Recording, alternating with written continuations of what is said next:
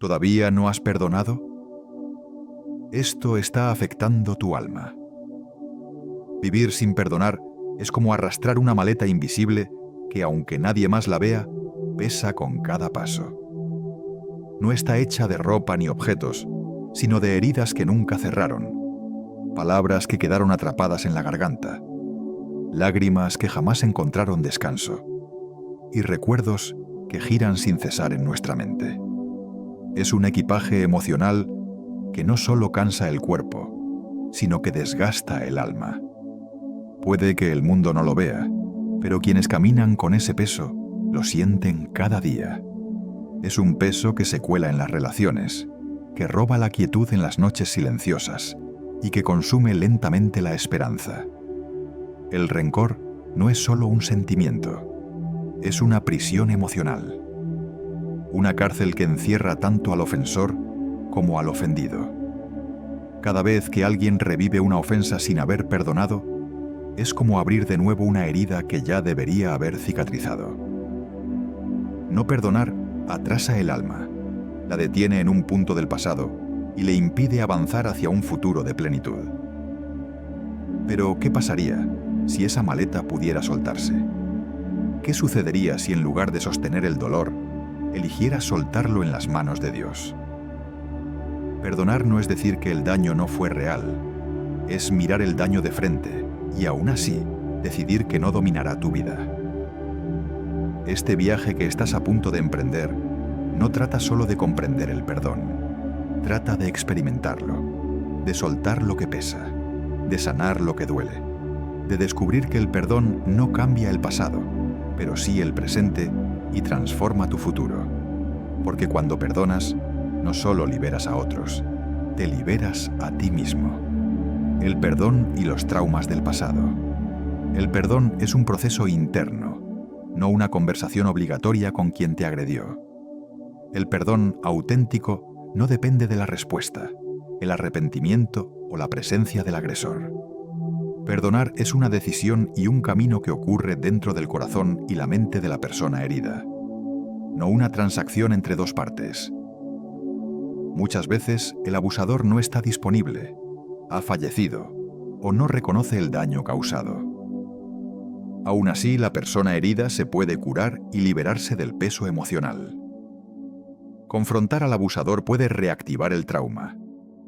En casos de abuso familiar, especialmente cuando el abusador fue una figura de autoridad como un padre, madre o hermano mayor, el contacto directo puede ser retraumatizante, particularmente si la otra persona niega el hecho, minimiza el daño o muestra una actitud hostil o manipuladora. La esperanza de que una conversación sanará la herida puede derivar en más dolor si la otra parte no está dispuesta a asumir su responsabilidad. La sanación verdadera se fortalece con acompañamiento profesional y con la ayuda de Dios. El camino hacia el perdón en contextos de abuso complejo requiere un proceso terapéutico profundo. Se debe procesar el dolor y los recuerdos, reconstruir la identidad y la autoestima afectadas, comprender qué es el perdón y cómo practicarlo de forma segura. Establecer límites saludables, incluido el no contacto, si es necesario. Muchas veces el perdonar no equivale a reconciliarse. Este punto es crucial. Perdonar no significa volver a vincularse, ni restablecer la relación, ni actuar como si nada hubiera pasado. Se puede perdonar a alguien sin jamás volver a verlo, sin volver a confiar y sin permitirle acceso a tu vida. La reconciliación solo es posible si hay un reconocimiento del daño, arrepentimiento genuino y evidencia de cambio, y aún así, es una elección, no una obligación. El perdón es una liberación para ti, no para justificar al agresor. Cuando una víctima de abuso decide perdonar, lo hace para dejar de vivir atada al dolor, al resentimiento o al deseo de venganza. Es un acto de poder interior y de restauración personal. No es una validación del abuso ni una negación del daño. La falta de perdón se convierte en una prisión. Nos hace revivir constantemente el pasado, reviviendo mentalmente lo que ocurrió como si fuese una herida que nunca cierra. El que no perdona se convierte en rehén del que lo hirió, incluso si esa persona ya no está presente en su vida. Cuando perdonamos, rompemos las cadenas del resentimiento, dejamos de alimentar pensamientos destructivos, permitimos que la gracia de Dios sane lo que nadie más puede tocar. Cambiamos el guión de nuestra vida, del dolor a la redención, de la amargura a la libertad. El perdón no es una emoción que sentimos, es una decisión que tomamos delante de Dios. Y cuando damos ese paso, Dios responde con su poder sobrenatural para ayudarnos a alejarnos del dolor.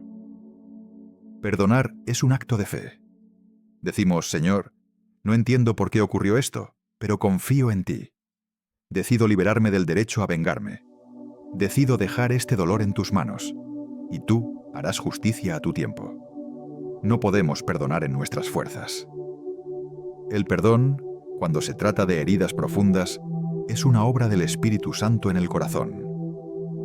Por eso, el primer paso es llevar ese dolor a Dios con sinceridad, con lágrimas si es necesario, con confesiones honestas. No quiero perdonar, me duele demasiado. Con súplica podemos hablar con Dios, dame la fuerza que no tengo. Y Él responde, el Espíritu Santo viene como consolador, como sanador, como compañero de nuestro proceso.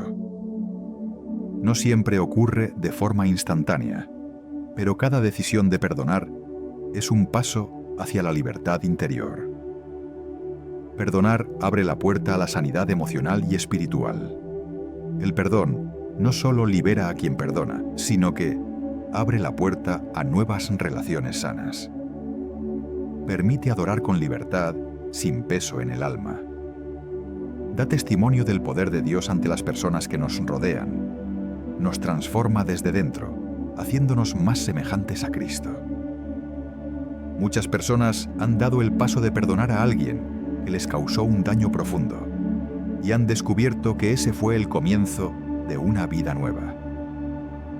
Dejó de doler lo que dolía cada día. Volvió la esperanza. Volvió la alegría. El pasado no se puede cambiar, pero el presente y el futuro pueden ser redimidos si tomamos la decisión de perdonar delante de Dios. No por la otra persona, no porque lo merezca, sino porque tú mereces vivir libre del veneno del rencor, y porque Cristo ya te dio el ejemplo, la enseñanza y la fuerza para hacerlo. Venid a mí todos los que estáis trabajados y cargados, y yo os haré descansar.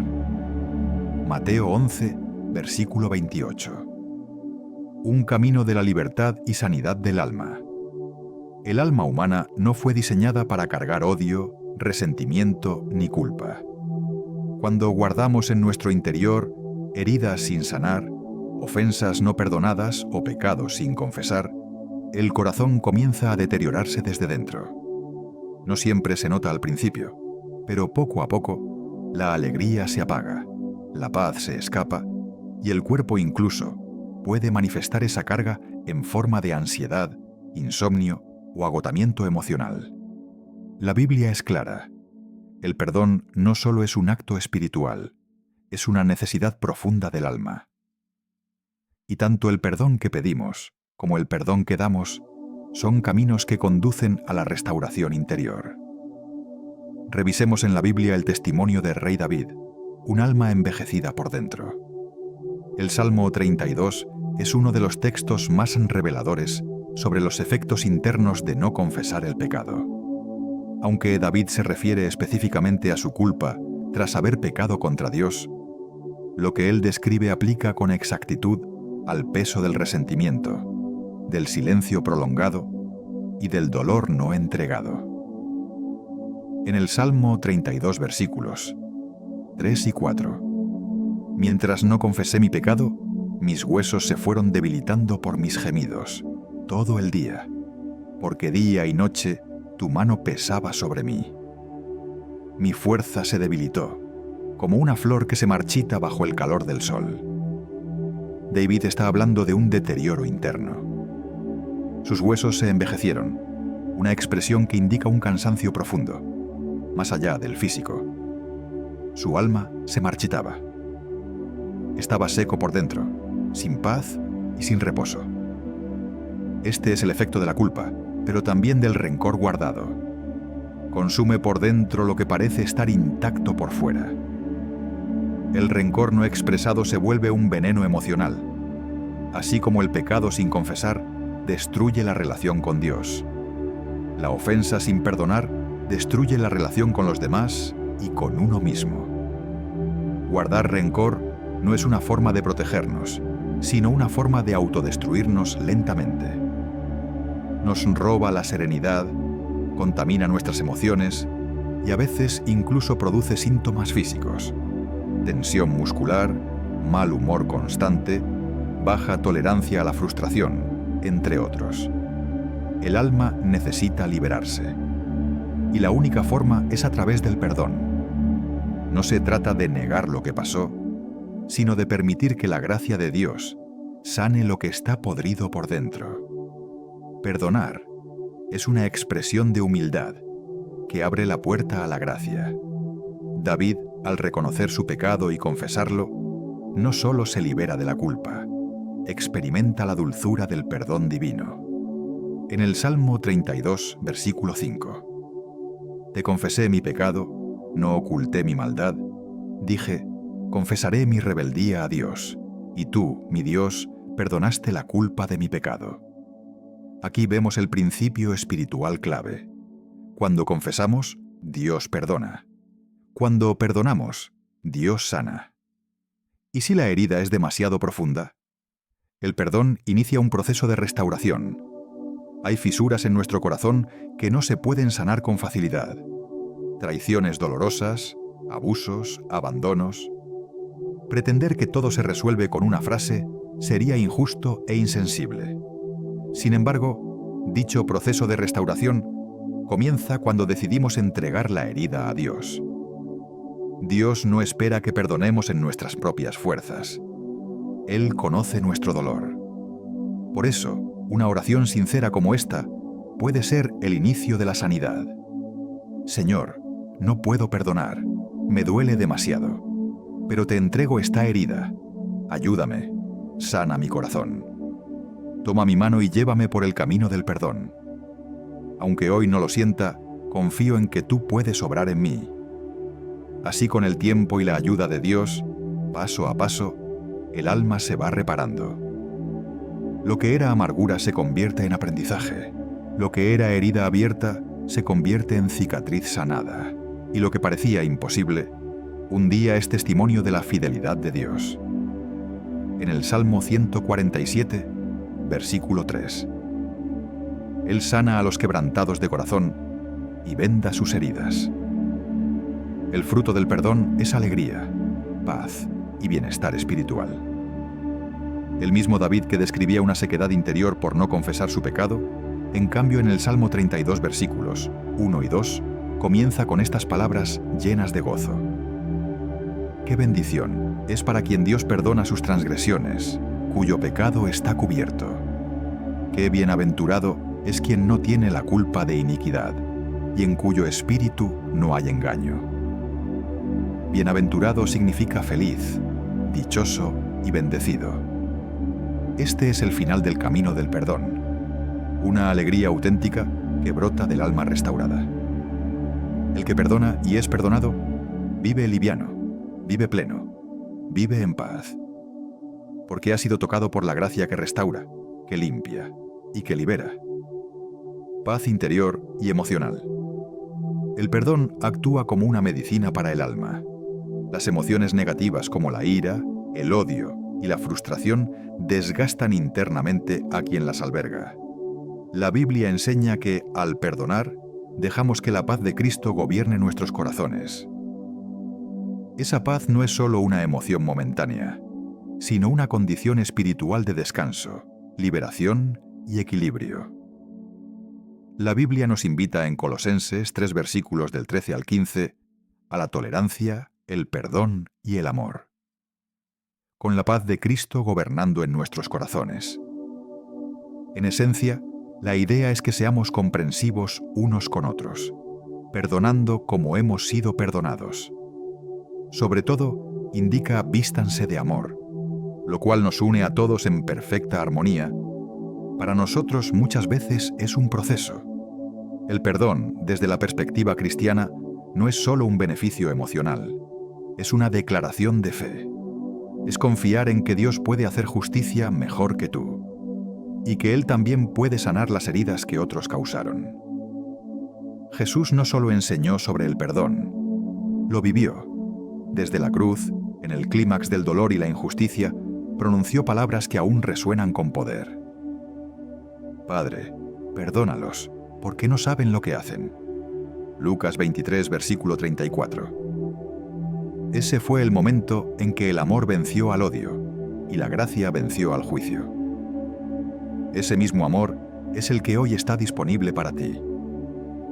Perdonar no siempre es fácil, especialmente cuando las heridas son profundas. A veces, el corazón necesita guía para encontrar el camino hacia la sanidad. Buscar consejería no es señal de debilidad, sino de sabiduría. Es reconocer que el dolor no debe ser enfrentado en soledad. Un consejero sabio, centrado en la verdad y el amor de Dios, puede ayudarte a procesar lo que viviste, entender lo que sientes y acompañarte mientras Dios restaura lo que fue quebrado. Porque el perdón no siempre nace espontáneamente. A veces necesita ser cultivado con cuidado, verdad y compasión. Restauración de relaciones rotas. En nuestra vida diaria, cuando una relación humana se ve afectada por una ofensa, surge una separación emocional, espiritual o incluso física. Esta ruptura, si no es tratada, puede derivar en resentimiento permanente. La Biblia enseña que el perdón es el puente que permite a las personas reconciliarse. Jesús pone énfasis en la urgencia de reconciliarse antes de presentar una ofrenda a Dios, mostrando que la restauración de relaciones en muchos casos es un acto de obediencia espiritual. Restaurar una relación no significa ignorar el dolor, sino atravesarlo con gracia para alcanzar una nueva etapa de comunión. La enseñanza de Jesús en Mateo 5 versículos 23 y 24 es tan directa como revolucionaria.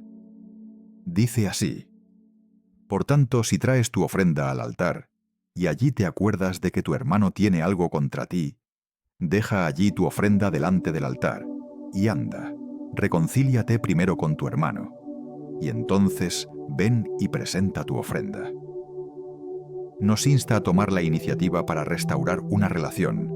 Es un llamado divino para avanzar en el camino de la humildad de corazón. Este pasaje no solo señala la importancia de la reconciliación, sino que establece un principio fundamental para las relaciones humanas y la adoración genuina. Tomar la iniciativa en la restauración de una relación rota es más importante que el acto religioso en sí mismo. Dios pone la reconciliación por encima del ritual. Jesús sitúa este principio en el contexto del culto judío, donde presentar una ofrenda en el templo era uno de los actos más sagrados. Sin embargo, Él declara que si hay una ruptura relacional, esa adoración queda suspendida hasta que se haya hecho todo lo posible por restaurar la paz con el prójimo. Este acto de interrumpir la adoración demuestra cuán profundamente valora Dios la unidad entre las personas. En otras palabras, una relación rota con un hermano afecta nuestra relación con Dios. La comunión con Él no puede fluir plenamente cuando hay falta de perdón, resentimiento o conflicto sin resolver en nuestro corazón. Para Jesús, la responsabilidad no depende de quién tiene la culpa. Él dice: si tu hermano tiene algo contra ti, no dice que tú tengas algo contra él. Es decir, incluso si tú no eres el que guarda rencor o no eres el ofendido, Dios espera que tomes la iniciativa. Este enfoque desafía la lógica humana, que suele decir: yo no tengo la culpa, que Él venga primero. Pero el reino de Dios opera con otra lógica, la del amor que se humilla, que busca la paz, que da el primer paso. Es el mismo principio que motivó a Dios a enviar a su Hijo cuando nosotros aún éramos pecadores, como lo indica Romanos 5, versículo 8. El tomar la iniciativa revela madurez espiritual y humildad. La persona que decide dar el primer paso muestra un corazón gobernado por el Espíritu Santo. No espera a que las circunstancias cambien, ni a que el otro dé señales de querer arreglar las cosas. Es proactiva, no reactiva. Esta actitud refleja el carácter de Cristo, quien constantemente se acercó a los marginados, a los enemigos y a los que lo rechazaban. Tomar la iniciativa implica humildad, porque muchas veces significa tragarse el orgullo, correr el riesgo de ser rechazado, o incluso pedir perdón por la parte que uno pudo haber hecho mal, aunque sea mínima.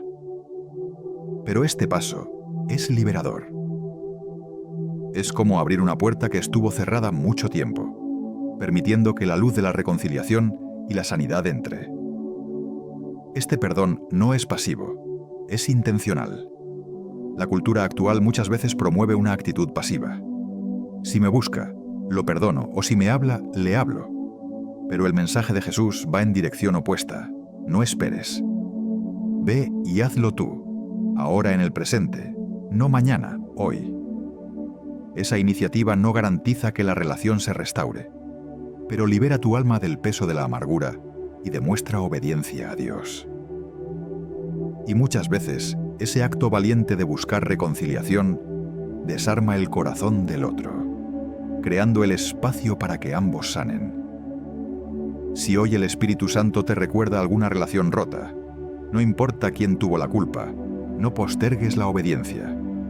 No esperes sentirte listo o motivado emocionalmente. Actúa en fe. Toma el teléfono. Escribe ese mensaje. Haz esa visita. Da el primer paso. Porque en el reino de Dios, la verdadera adoración no comienza en el altar, comienza con un corazón dispuesto a buscar la paz. Bienaventurados los pacificadores, porque ellos serán llamados hijos de Dios. Mateo 5, versículo 9. Evita la raíz de amargura. En la vida espiritual hay batallas silenciosas, internas, que si no se atienden a tiempo, pueden causar un daño profundo y extenso. Una de las más peligrosas es la amargura. No siempre es visible desde el principio, pero cuando brota, contamina todo a su paso. La Biblia, con sabiduría divina, compara la amargura con una raíz. En Hebreos 12, versículo 15, dice así: Cuídense unos a otros, para que ninguno deje de recibir la gracia de Dios. Tengan cuidado de que no brote ninguna raíz venenosa de amargura, la cual los trastorne a ustedes y envenene a muchos. Este versículo es una advertencia seria. La amargura puede alejarnos de la gracia de Dios y envenenar no solo nuestras vidas, sino las de quienes nos rodean. En nuestra vida, en sus inicios, la raíz de amargura no se ve, no es algo exterior. Como una raíz bajo tierra, comienza en lo profundo del corazón. Una herida no tratada, una ofensa no perdonada, una expectativa traicionada, una injusticia no resuelta. A primera vista, puede parecer solo tristeza, molestia o distancia emocional. Pero si no se trata, esa pequeña raíz empieza a crecer. Y lo hace de forma silenciosa. La amargura es el resentimiento que se vuelve permanente. Donde hay una herida que no se ha llevado a los pies de Cristo, existe la posibilidad de que una raíz tóxica comience a formarse. El crecimiento invisible, pero destructivo, y afecta todo lo que hay en la superficie. Así también la amargura modifica nuestra forma de ver a las personas. Comenzamos a interpretar todo desde la herida. Endurece el corazón. Nos vuelve cínicos, sarcásticos, fríos o desconfiados. La falta de perdón sabotea nuestras relaciones más sanas, porque sin darnos cuenta, miramos con ojos heridos, reaccionamos desde viejas cicatrices y desconfiamos incluso del amor genuino. El pasado no sanado contamina el presente. La falta de perdón levanta un muro invisible entre nosotros y Dios, porque bloquea el fluir de su gracia en nuestra vida. No podemos recibir plenamente lo que nos negamos a dar. Hebreos advierte que esta raíz trastorna y envenena. En otras palabras, la amargura no se queda en el ámbito de lo privado. Tarde o temprano, afecta la atmósfera de tu hogar, tu ministerio, tu círculo cercano. Muchas veces lo hace con palabras ásperas, actitudes defensivas, crítica constante o una frialdad emocional inexplicable. Perdonar es el acto radical de arrancar este tipo de raíz. El único remedio bíblico contra la amargura es el perdón. El perdón no es simplemente olvidar o hacer como si nada pasó. Es una decisión espiritual profunda de desenterrar y extirpar esa raíz venenosa antes de que se convierta en un árbol que dé frutos amargos. En Efesios 4 versículos 31 y 32 dice: «Quítense de vosotros toda amargura, enojo, ira, gritería y maledicencia. Antes sed benignos unos con otros, misericordiosos, perdonándoos unos a otros». Perdonar, es decir, no dejaré que esta ofensa defina quién soy. No permitiré que el dolor contamine mi vida. Esta decisión puede requerir enfrentar recuerdos que evitamos. Pero Dios da la gracia y la fuerza para avanzar. Cuando pedimos su ayuda, Él obra poderosamente en nuestro interior. Los síntomas de una raíz de amargura en el corazón a veces son muy sutiles y no nos damos cuenta de que estamos amargados. Pero hay señales que lo indican. Te vuelves críticamente reactivo ante ciertas personas o temas. Sientes que no puedes orar con libertad. Repites una y otra vez mentalmente lo que alguien te hizo. Te cuesta celebrar el bien ajeno, especialmente de quien te hirió. Te sientes estancado espiritualmente, como si la gracia de Dios no fluyera con libertad. Estos son signos de alerta. No es condenación. Es el amor de Dios mostrándote que algo debe ser sanado. Volver a Dios es la solución definitiva. Cuando notamos que nuestro corazón se está endureciendo, la solución no es esconderlo o justificarlo, sino correr hacia Dios y decirle: «Señor, reconozco que estoy herido. Mi corazón no está bien. Estoy luchando con esta situación que me llena de amargura y no quiero que ésta destruya lo que tú has sembrado en mí. Ayúdame, enséñame a perdonar y arranca este dolor de mi alma». Él siempre responde. Dios no solo sana, Él nos restaura desde lo más profundo de nuestro interior. Donde había raíz de amargura, puede brotar amor, paz, compasión, mansedumbre y nueva vida. En el Salmo 107, versículo 35, en referencia al poder de Dios, dice: «Él convierte el desierto en estanques de aguas y la tierra seca en manantiales». Evitar la raíz de amargura no es solo una disciplina espiritual, es una medida de protección para tu alma y tus relaciones. No permitas que el dolor del pasado arruine el gozo de tu presente. En Proverbios 4, versículo 23, la Biblia nos aconseja: «Por encima de todo, cuida tu corazón, porque de él mana la vida». Perdonar es sabiduría, es no rendirse y liberar el alma. Tal vez aún no te sientes listo para perdonar. En tu proceso personal puede que las heridas siguen abiertas y el dolor todavía habla más fuerte que la esperanza. Lo importante es que Dios no te apresura, pero sí te llama a comenzar. Atrévete a empezar, a dejar espacio en tu corazón para lo nuevo que Dios quiere hacer. Cada vez que eliges dar un paso hacia el perdón, aunque sea pequeño, Dios planta en tu alma una semilla de paz, de libertad y vida nueva. Puede que hoy no veas el fruto, pero en un futuro no muy lejano llegará. Ahora cuéntanos en los comentarios: ¿qué paso has dado tú en este camino del perdón? ¿Estás comenzando a liberarte de ese peso que cargabas por años? ¿Has experimentado ya esa paz que solo Dios puede dar?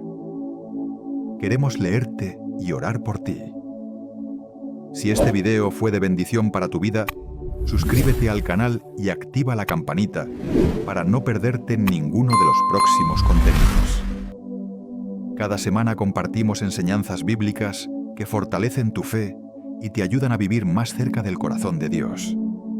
Que el Señor sane tus heridas, te dé la fuerza para perdonar y llene tu vida con su paz que sobrepasa todo entendimiento.